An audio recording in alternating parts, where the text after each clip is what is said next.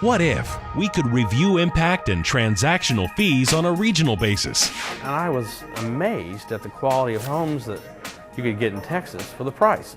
So I asked the builder there, I said, how come the quality here is higher, the amenities are more, and the price is at these levels? He goes, where are you from? And I said, Central Florida. And he laughed and he goes, well, that's because we have no impact fees. He says, we don't have the assessment fees that you have. He says, so I put it in the house.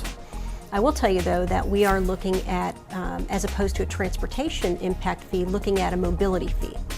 And I think if we could, across jurisdictional lines, look at a mobility fee that would benefit all, because quite frankly, we all need to be headed more towards alternative means of transit.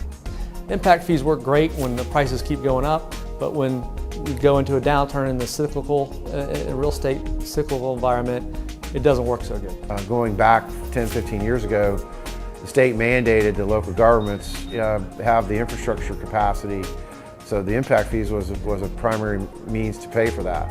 It's a double-edged sword. Do you have high impact fees so you can provide high levels of services?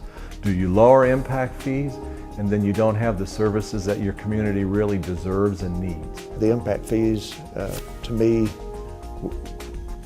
are a barrier.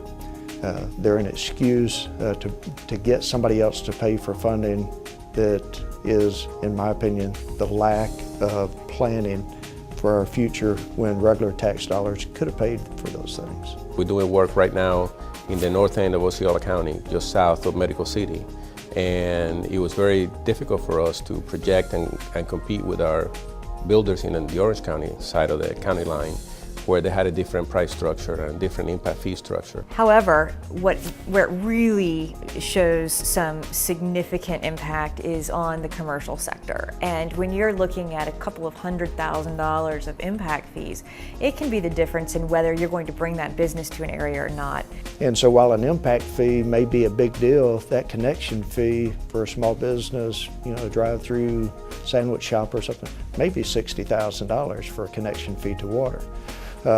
And so that in itself was another barrier. But those were methodologies that counties and cities were looking at to get that new guy to pay for what they perceived as their cost. But if the methodology is the same, whether it be for schools, whether it be for roads and transportation, then we're all on the same playing field. When you think about fees and impact fees and different kinds of financial challenges within the regulatory framework, some of those make sense. We've had tremendous growth and are continuing to grow even during the difficult economic times, in part because of that business-friendly environment in Sumter County and the idea that they don't want to set fees that are going to be a hindrance to developers and business growth.